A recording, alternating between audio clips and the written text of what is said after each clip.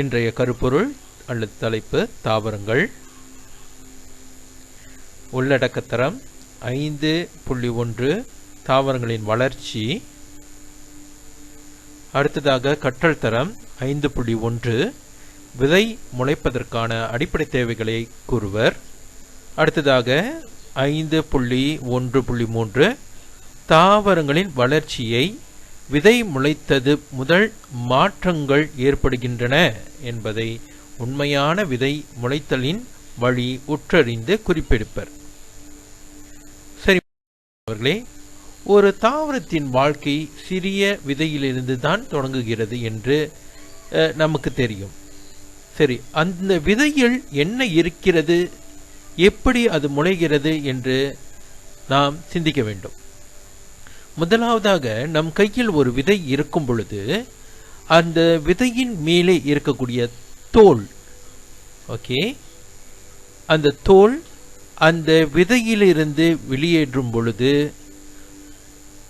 இதை நாம் விதை உறை என்று கூறுவோம். அதாவது ஆங்கிலத்தில் நாம் கோட் என்றும் கூறுவோம். கோட் எனப்படும் வெளிப்புற உறை மூலம் விதைகள் பாதுகாக்கப்படுகிறது. அதனால் விதையுறை ஒரு விதையை பாதுகாக்க வல்லமை கொண்டதாக நாம் கருதுகிறோம். ஒரு தாவரத்தின் வாழ்க்கை சிறிய விதையிலிருந்து தொடங்குகிறது என்றே நாம் கூற வேண்டும்.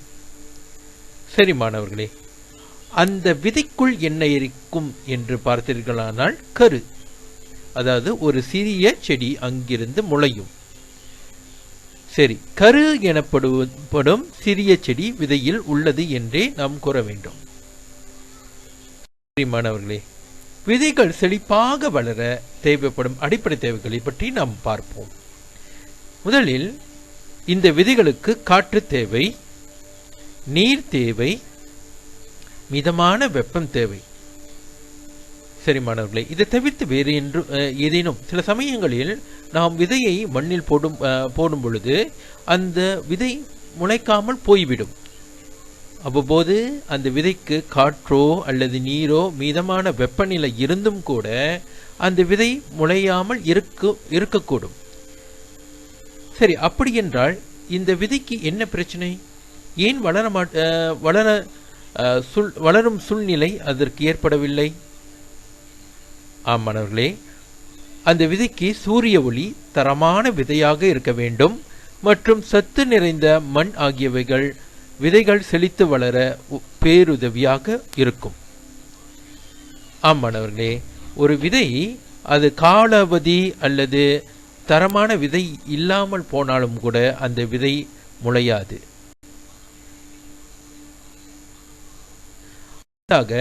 விதை மண்ணிலிருந்து நீரை உறிஞ்சுகிறது. சரி, விதையை மண்ணில் போட்டவுடன் என்ன நடக்கிறது என்று நம்மால் பார்க்க இயலாது.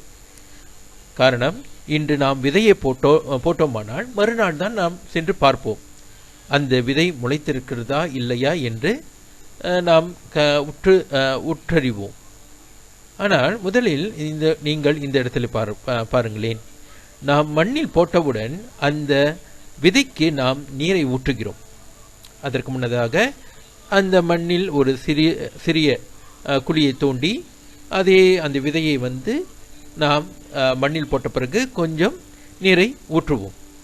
அந்த நீரை எடுத்துக்கொண்டு அந்த விதை அடுத்ததாக அந்த விதையில் இருக்கக்கூடிய கரு அந்த நீரை உறிஞ்ச ஆரம்பிக்கும். இதுதான் நடக்கிறது. அடுத்ததாக விதைக்குள் உள்ள தாவர செல்களுக்கு தாது உப்பு பெற தொடங்குகிறது.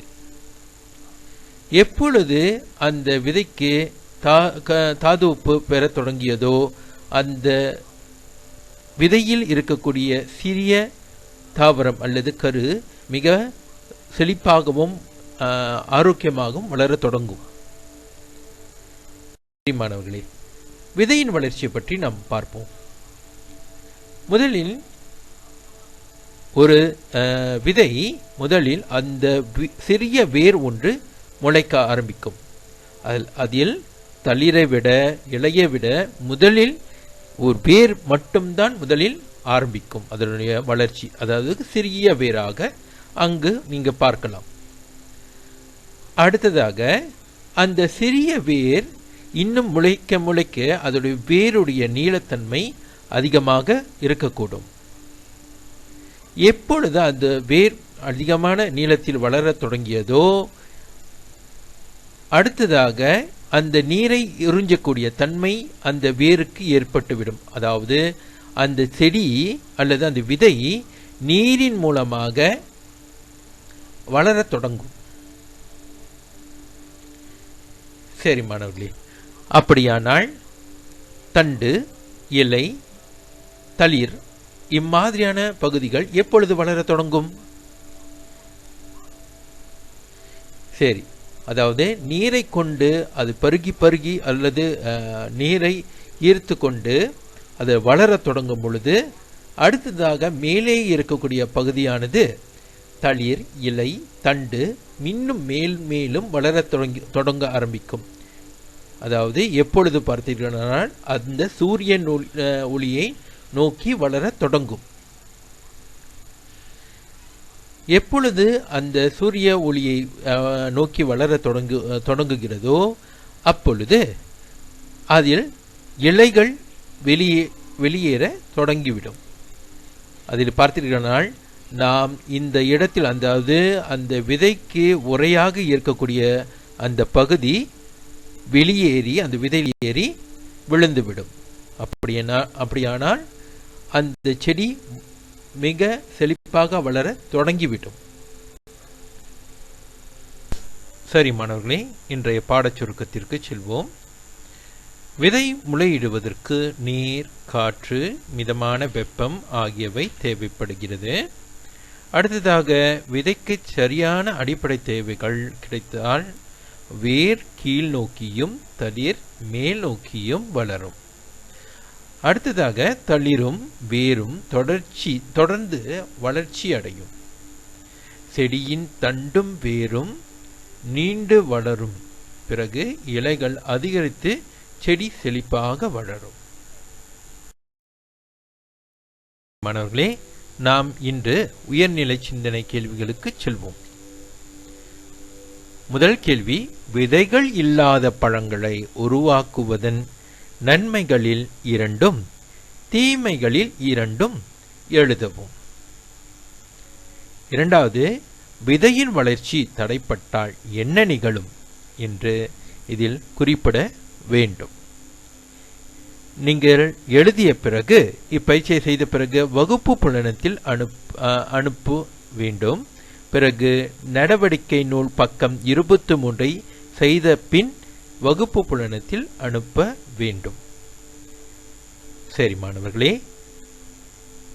அப்படி ஏதேனும் ஐயங்களோ அல்லது ஏதேனும் பிரச்சனைகளோ ஏற்படுமாயின் நீங்கள் ஆசிரியரை தொடர்பு கொள்ளலாம் அல்லது உங்களது குரலை புலனத்தில் பதிவு செய்து எனக்கு நீங்கள் அனுப்பலாம்.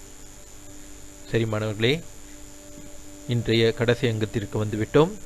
உங்களிடம் இருந்து விடைபெறுகிறேன். உங்கள் ஆசிரியர் திரு ஜேம்ஸ் வின்சன். நன்றி, வணக்கம்.